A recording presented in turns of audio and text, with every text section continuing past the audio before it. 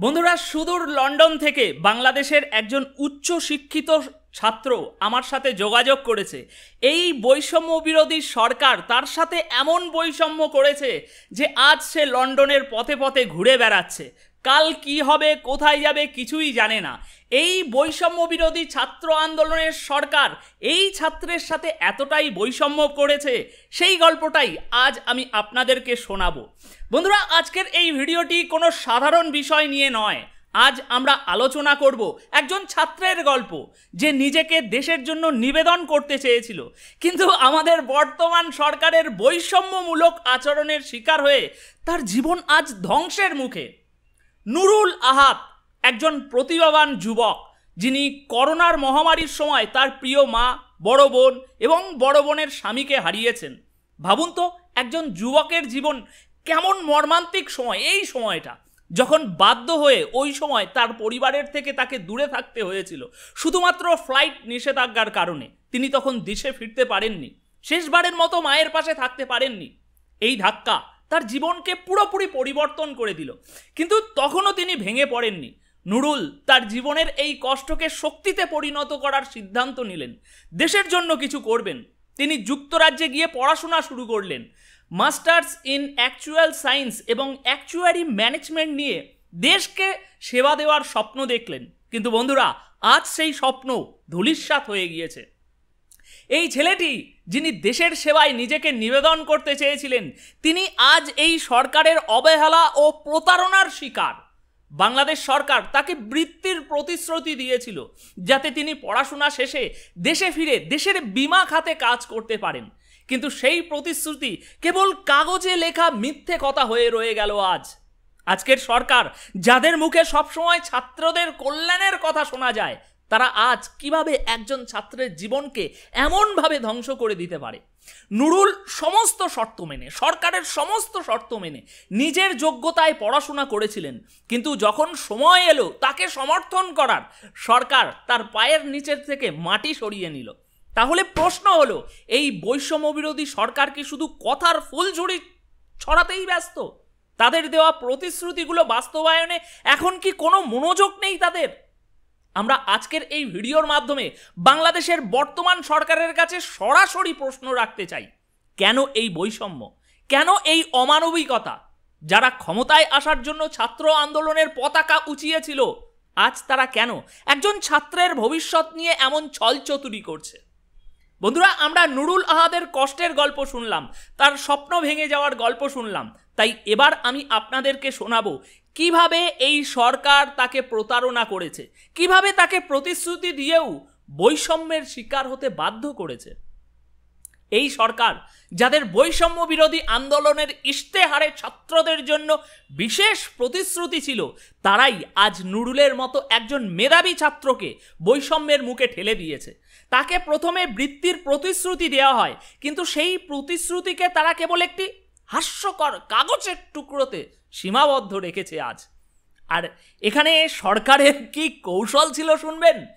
প্রথমে তারা তাকে সব কিছু দেওয়ার প্রতিশ্রুতি দেয়, তারপর যখন সময় আসে সেই প্রতিশ্রুতি পূরণের, মানে এখন এই সময় টিল ডেট, তারা হঠাৎ করে নুরুলের পারফরমেন্স স্যাটিসফ্যাক্টরি নয় বলে বৃত্তি প্রত্যাহার করে। বন্ধুরা, এটা কেমন কথা? একজন ছাত্র, যিনি মেধায় শীর্ষস্থান থেকে পড়াশোনা করেছেন, তাকে কিভাবে এমন অবজ্ঞাপূর্ণ কারণে তার অধিকার থেকে বঞ্চিত করা হয়? এমএসসি অ্যাকচুয়াল সায়েন্স প্রোগ্রাম সফলভাবে শেষ করেছে সে। নুরুল এমএসসি অ্যাকচুয়াল ম্যানেজমেন্ট প্রোগ্রামের অফার লেটার পেয়েছে। এমএসসি অ্যাকচুয়াল সায়েন্স প্রোগ্রাম চলাকালীন সময়ে প্রথম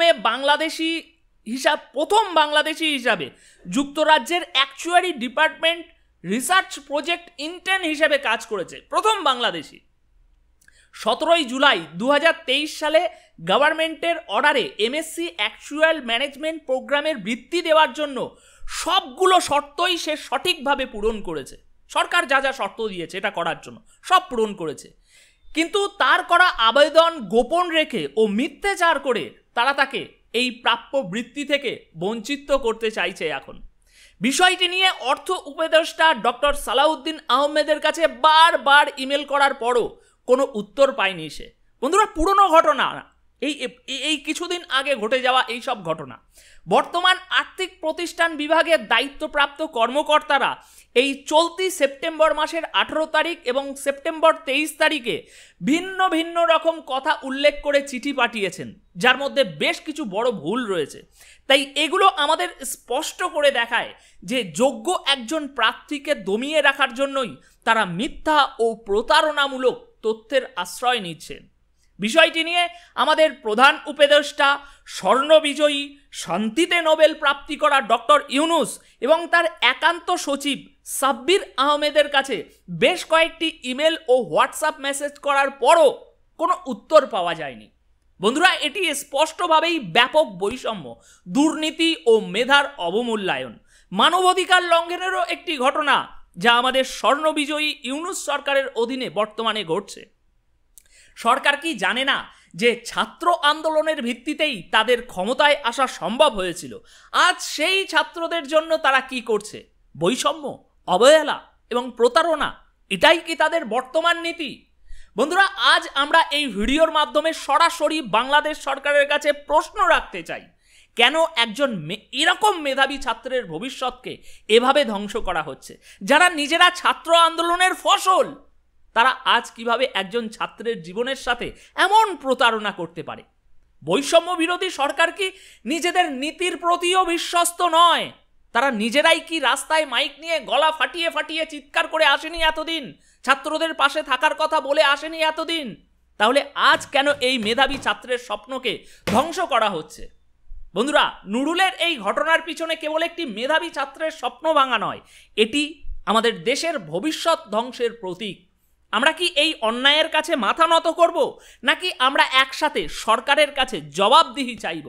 বন্ধুরা, আমরা আজ এমন একটি সরকারের সামনে দাঁড়িয়ে আছি যারা প্রতিশ্রুতি ভঙ্গের একের পর এক নজির স্থাপন করছে, যারা একসময় ছাত্রদের অধিকার প্রতিষ্ঠার জন্য পথে নেমেছিল, আজ তারাই সেই ছাত্রদের সঙ্গে প্রতারণা করছে।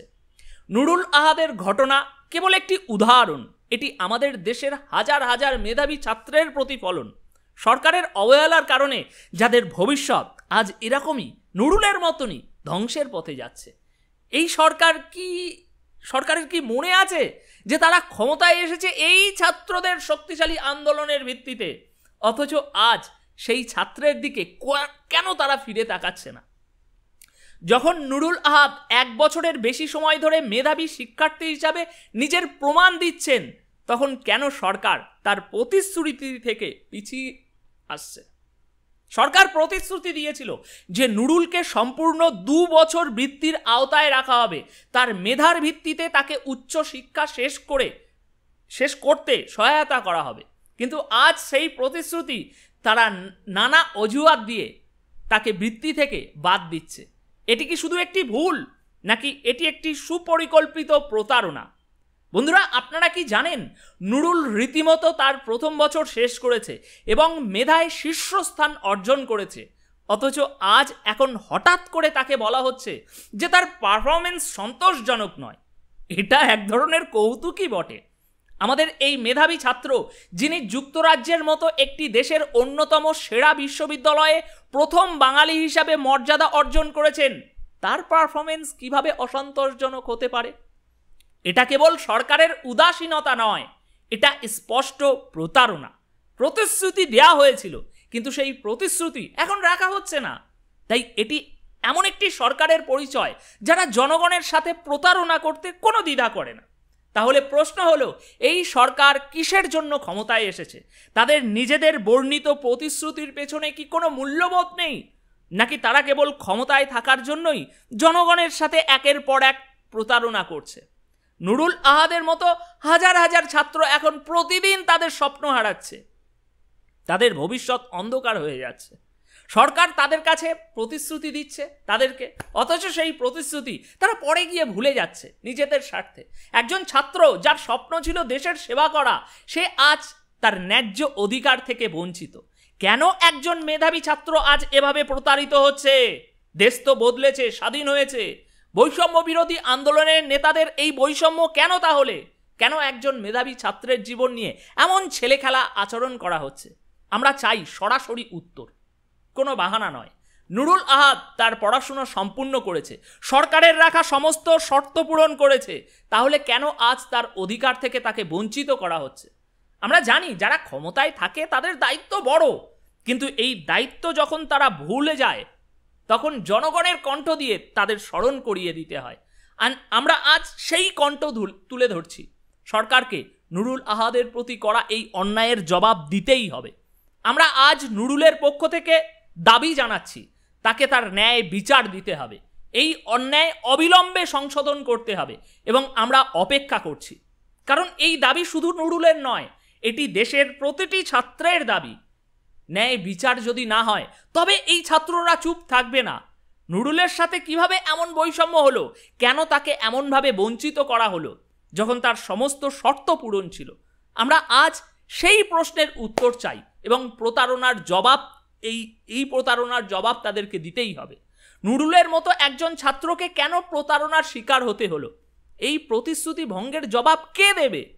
কেন সরকার নুরুলের মতো একজন মেধাবী ছাত্রকে তার স্বপ্ন থেকে বঞ্চিত করছে? আপনারাই নুরুলকে স্বপ্ন দেখিয়েছিলেন, আপনার কথার উপরে ভরসা করে সে লন্ডনে গিয়েছে, কিন্তু আজ আপনারা আপনাদের কথা না রাখার কারণে ছেলেটি এখন অসহায়ভাবে লন্ডনে পড়ে আছে। কোথায় যাবে, কি করবে, এখন সে কিছুই বুঝতে পারছে না। যদি আপনাদের সামর্থ্য নাই থাকে তাহলে ছেলেটিকে লন্ডনে কেন পাঠিয়েছিলেন? তাই আমরা নুরুলের জন্য ন্যায় বিচার চাই, তাকে তার ন্যায্য অধিকার ফিরিয়ে দিতে হবে।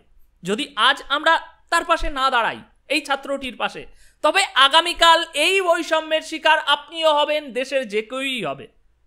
তাই আমরা চুপ থাকবো না, আমরা ন্যায় বিচার চাই এবং তা অবিলম্বে। তাই বন্ধুরা, আজ আপনারা প্রত্যেকেই কমেন্ট বক্সে আপনাদের মতামত রেখে যাবেন। ধন্যবাদ, অনেক অনেক ধন্যবাদ।